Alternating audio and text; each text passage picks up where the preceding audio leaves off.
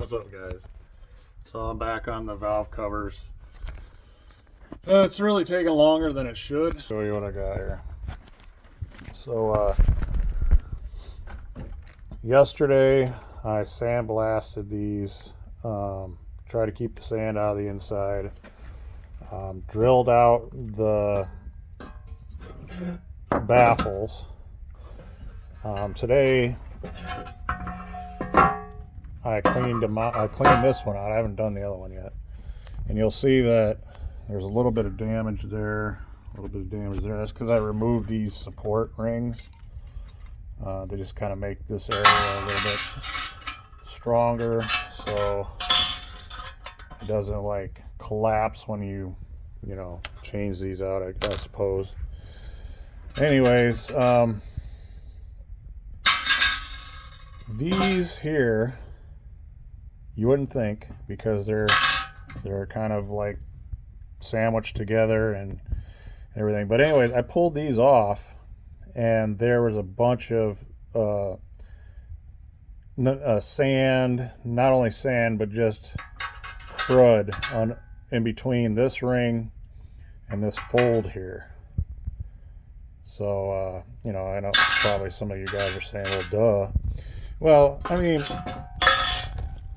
I've seen guys, I've seen a few guys on YouTube, they sandblast valve covers, and I haven't seen them remove the baffles or the support rings, and they go and they think they clean them up good and they throw them on their engine. Well, I'm telling you, don't do that.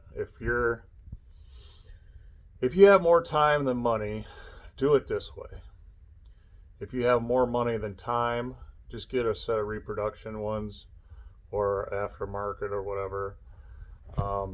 Because if you want to figure your time and you're like, if you're going to pay yourself to do this, it ain't worth it. I'm doing this for my son, and I'm just satisfying this question I've always had, because I've bought, reproduction or aftermarket, not really reproduction, but aftermarket valve covers, and I always thought, how hard it would be.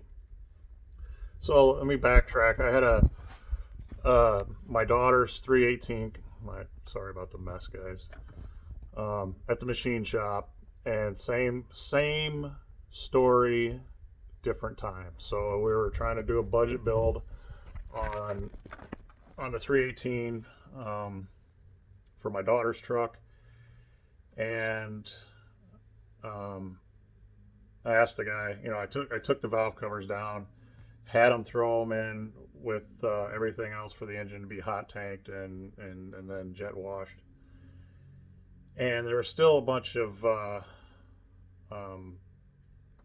don't know, crud that was up in between the baffle and the valve cover, and not only that, but it didn't take all the paint off. And he's like, well, what are you going to do? Put some MT valve covers on that thing, I was like, no, I'm going to reuse these. He's like, oh, well, you still got some paint on there. I was like, yeah, I know. He's like, whatever you do, don't sandblast them. Well, why not?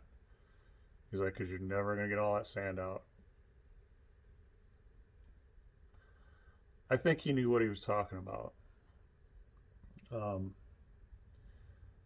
You can get all the sand out, but you have to go to this. You have to go to this extreme, which I don't think most guys are willing to do that. I basically bent these all to hell getting them out, and then I flattened them back out. And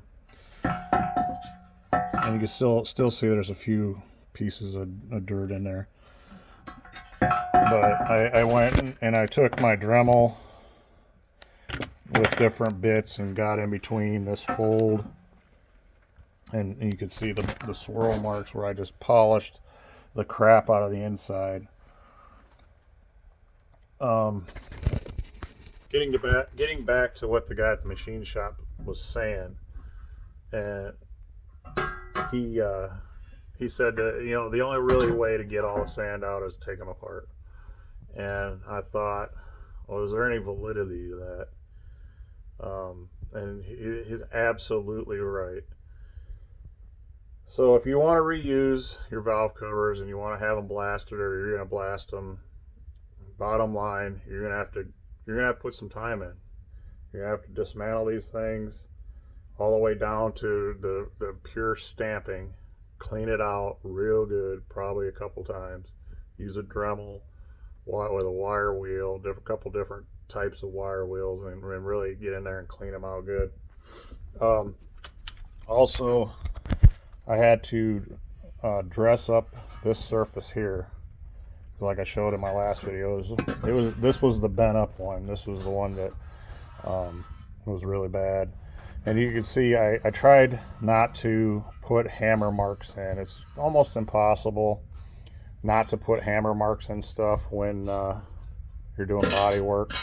I mean, you can really give yourself a good finish if you have this surface of your hammer polished to a fine polish, and whatever dolly you're using, you could actually give yourself a really nice finish.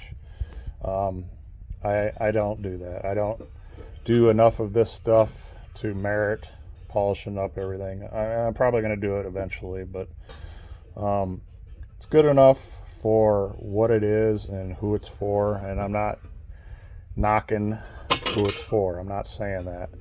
I'm saying this is for a young guy that needs a vehicle, reliable, and something that he's going to keep for a long time. He's planning on keeping this truck for a long time. But the reality is, I think a lot of guys that want to keep their first vehicle like their first vehicle is like their first love or something.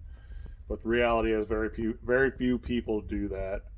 I think once he realizes how much work these old vehicles are and how much upkeep, or you basically, eventually, over time, you're basically rebuilding the whole truck, because everything's going to wear out.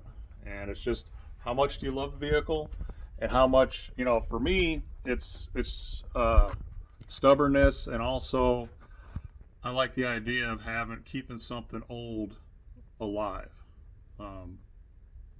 I guess a few guys out there that watch this share the same sentiment, but we'll see with Dean's truck here how that goes. But I'm giving the best foot forward for him. And anyways, if you want to do this stuff, it's possible, but you got to have the time, the patience to do it. Take care, and catch you later.